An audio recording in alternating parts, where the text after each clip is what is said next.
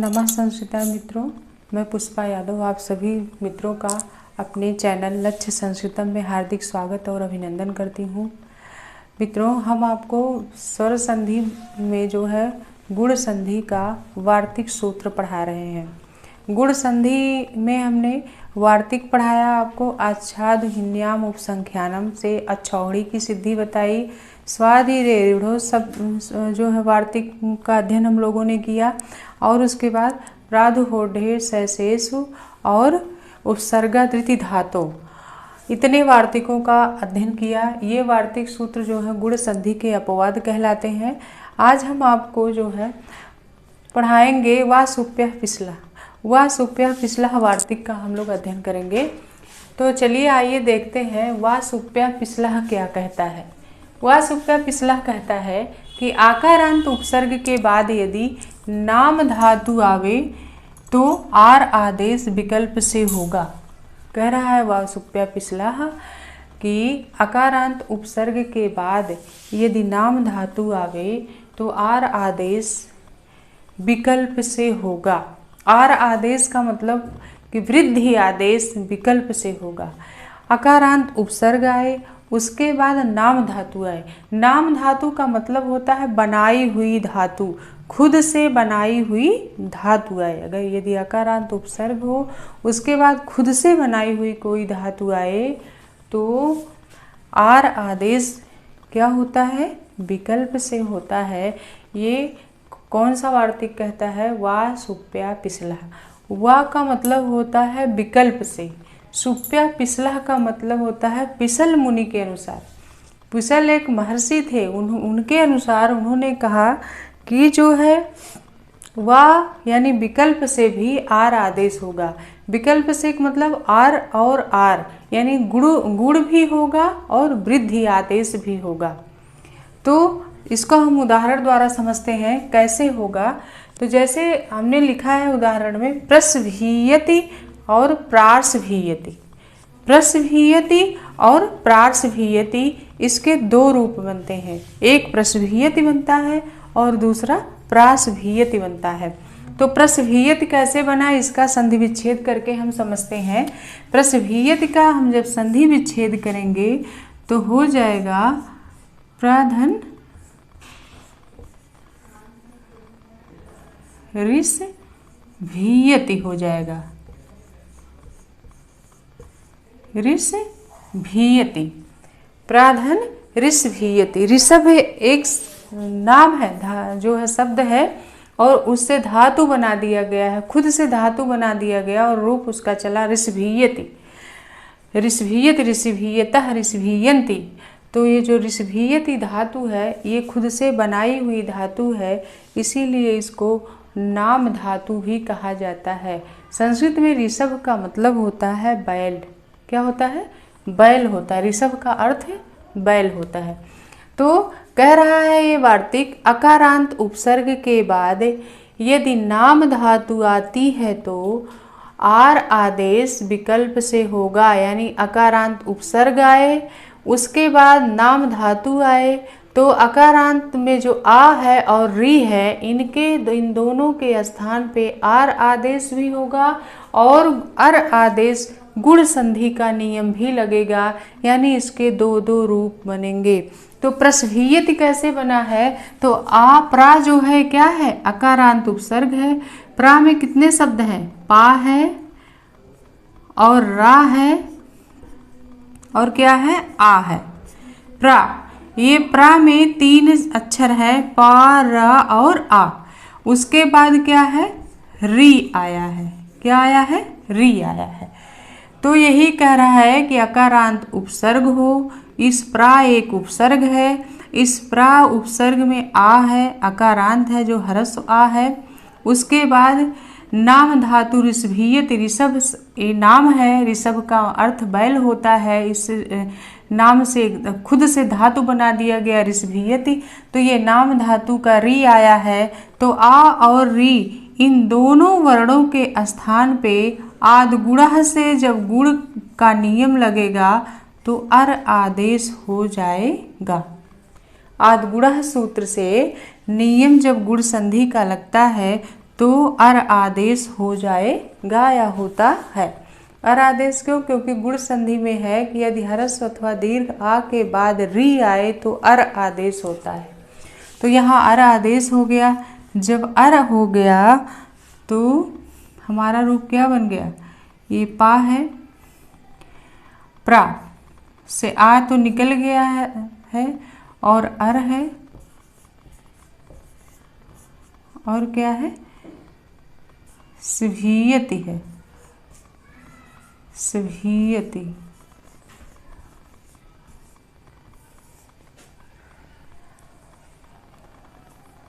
तो ये हमारा शब्द क्या बन जाएगा? प्रस्भीयति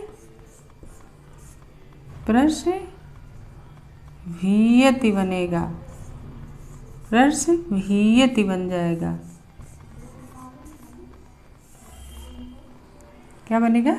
प्रस्भीयति शब्द बनेगा। ये हमारा प्रस्भीयति शब्द बन गया। इसमें कौन सी संधि हो गई?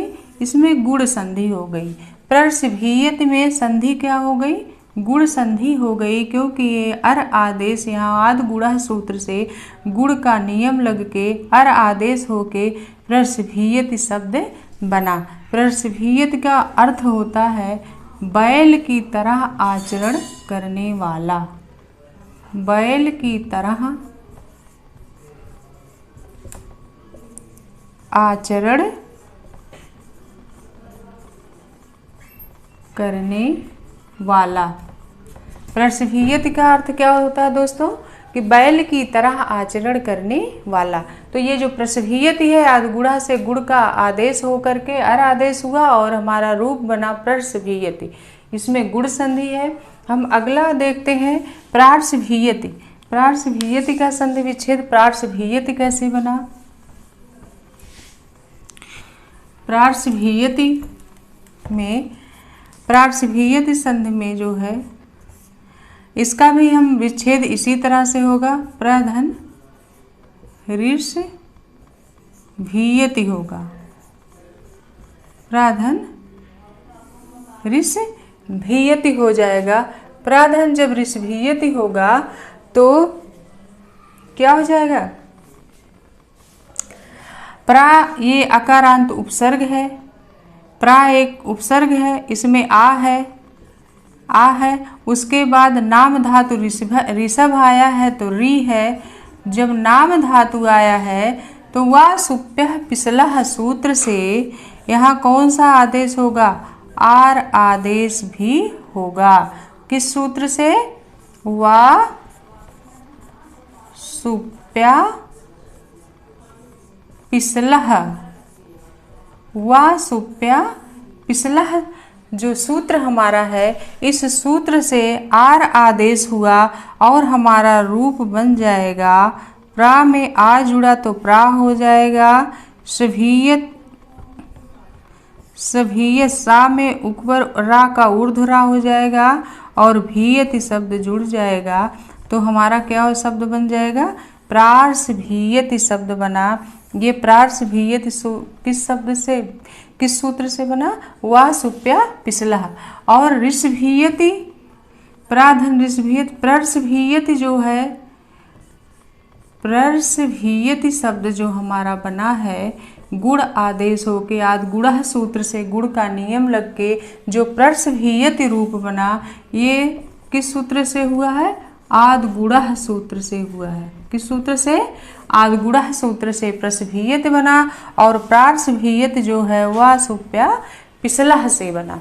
तो यानी इसके दो रूप बने, प्रर्स्भीयति और प्रार्स्भीयति। ये किस वार्तिक से प्रस्भीयति की सिद्धि हुई है? प्रस्भीयति जो है इसमें आद गुणः का नियम लग के गुण आदेश हुआ है तो प्रस्भीयति में गुण संधि है और प्रार्स्भीयति में वह सुप्या पिछला वार्तिक से जो है क्या हो गया है? आर आदेश होकर के वृद्धि संधि हुई है। वृद्धि संधि का नियम लग के प्रार्स्भीयति शब्द बना।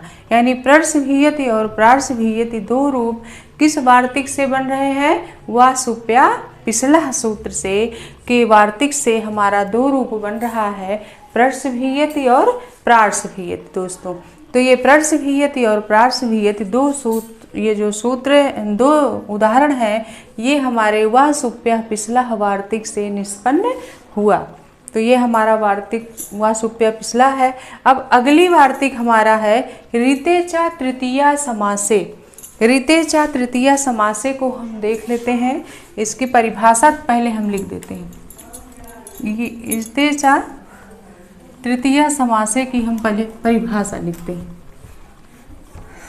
वार्तिक नंबर 6, छठवीं वार्तिक है। आदगुणः सूत्र का जो गुण का अपवाद जहाँ वृद्धि संधि हो रही है, उसका छठे नंबर का वार्तिक है ऋते चा तृतीया समासे। ऋते चा तृतीया समासे। ऋते चा तृतीया समासे हमारा सूत्र कह रहा है कि जब ऋत शब्द के साथ पूर्वगामी शब्द, ऋत शब्द के साथ पूर्वगामी शब्द तृतीया समास होता है।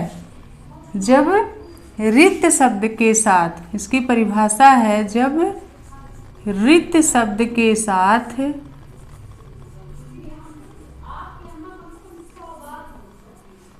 ऋत शब्द के साथ क्या होता है?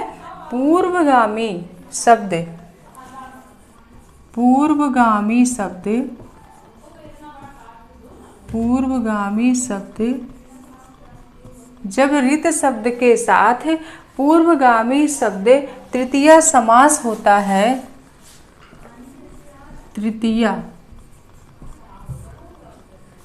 तृतीया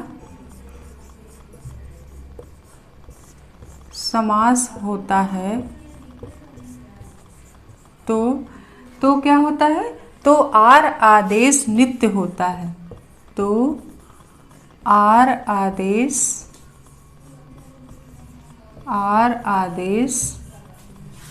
नित्य होता है, नित्य होता है। ये हमारा कौन सा वार्तिक कह रहा है? ऋते च तृतीया समासे वार्तिक कह रहा है। जब ऋत शब्द के साथ पूर्वगामी शब्द तृतीया समास होता है तो आर आदेश जो है नित्य होता है, हमेशा होता है, ये विकल्प से नहीं होता है। इसके पहले हमने वो जो वार्तिक पढ़ा था वह सुप्य पिछला, उस वार्तिक से जो है अकारांत उपसर्ग के बाद यदि नाम धातु आवे तो आर आदेश विकल्प से होता था। यानी उस वा सुप्या पिछला में दो रूप प्रसभीयति और प्रार्सभीयति बना। लेकिन ऋते च तृतीया समासे वार्तिक कह रहा है यदि ऋत शब्द के साथ पूर्वगामी शब्द तृतीया समास होता है तो आर आदेश नित्य होता है। इसको उदाहरण के द्वारा समझेंगे तभी समझ में आएगा। जैसे हमारा उदाहरण है, जैसे है सुखारता। सुखारता, सुखारता में तृतीया तत्पुरुष समास भी है। इसका होगा सुखेन ऋतः। सुखेन ऋतः। सुखेन में कौन सी विभक्ति है? तृतीया विभक्ति है। सुखेन में तृतीया विभक्ति है, इसीलिए यह तृतीया तत्पुरुष समास हुआ। तो कह रहा है जब ऋत शब्द हो और उसके शब्द ऋत शब्द के साथ पूर्वगामी शब्द जब तृतीया तत्पुरुष समास हो तो यहाँ सुखेन में तृतीया तत्पुरुष समास है और ये सुखेन शब्द ऋत शब्द के साथ आया है। इसलिए जब ऐसा शब्द आए तो वहाँ आर आदेश नित्य होता है।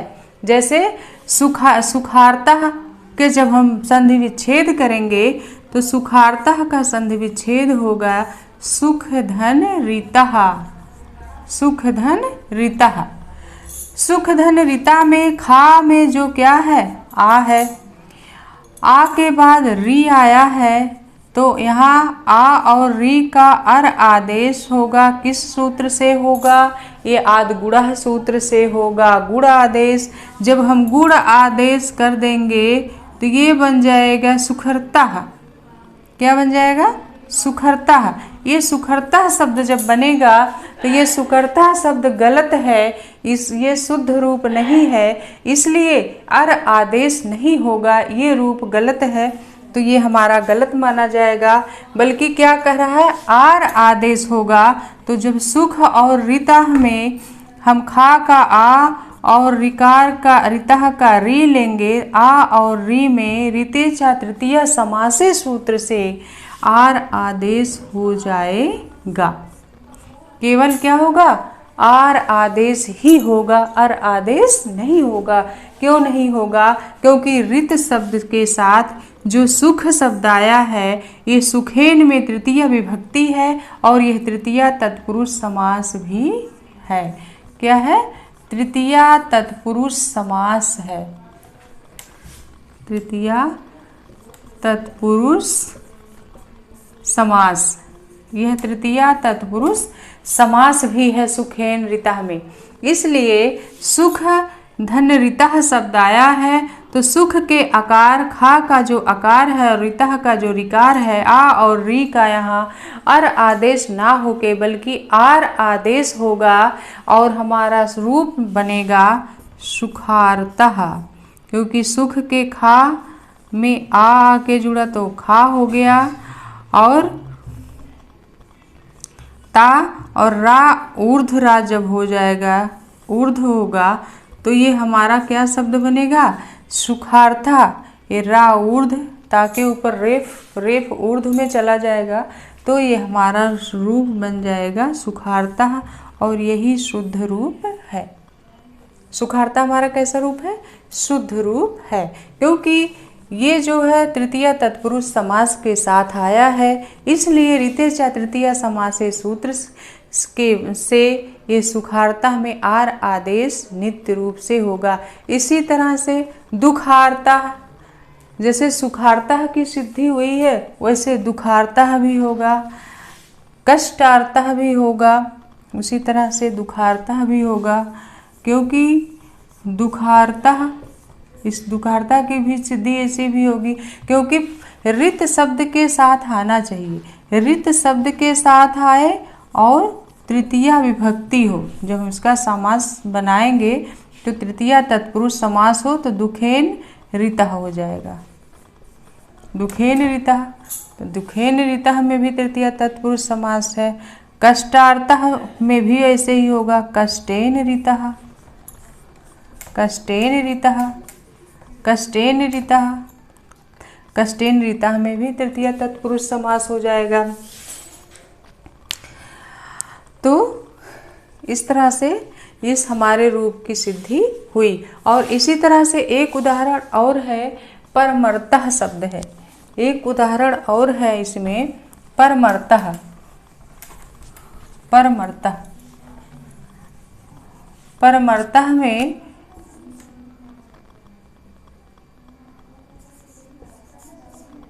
परमर्तः शब्द है। परमर्तः का जब हम संधि विच्छेद करेंगे तो परम, परम धन रितः होगा। परम धन जब रितः हो जाएगा तो परम के आकार और रितः का रिकार में कौन सा आदेश होगा, अर आदेश होगा, गुण आदेश होगा। यहाँ गुण का नियम लग के हमारा रूप बनेगा परमर्तः। केवल यहाँ गुण आदेश ही होगा इसलिए परमर्तः रूप बना और परमेन रितः नहीं होगा, क्योंकि यहाँ परमर्तः में तृतीया तत्पुरुष समास नहीं है बल्कि कर्मधारय समास है। इसलिए यहाँ रितेचा तृतीया समासे का वार्तिक सूत्र जो है उसका नियम नहीं लगेगा, इसलिए यहाँ आर आदेश नहीं होगा। यानी रित शब्द आए लेकिन उसके पहले जो शब्द आए उसमें तृतीया तत्पुरुष समास के साथ आए तभी आर आदेश होगा, अन्यथा नहीं होगा। तो ये हमारा आज का जो है वार्तिक सूत्र था। फिर हम अब गुण संधि के अपवाद में एक वार्तिक और बची हुई है, रित्य कहा, उसका अध्ययन हम जो है अगले क्लास में करेंगे। आज की कक्षा यहीं हम खत्म करते हैं। तो तब तक के लिए नमः संस्कृताय। हमें हमारी वीडियो आप लोग को कैसी लगी ये हमें कमेंट में आप लोग ज़रूर बताया करिए। धन्यवाद।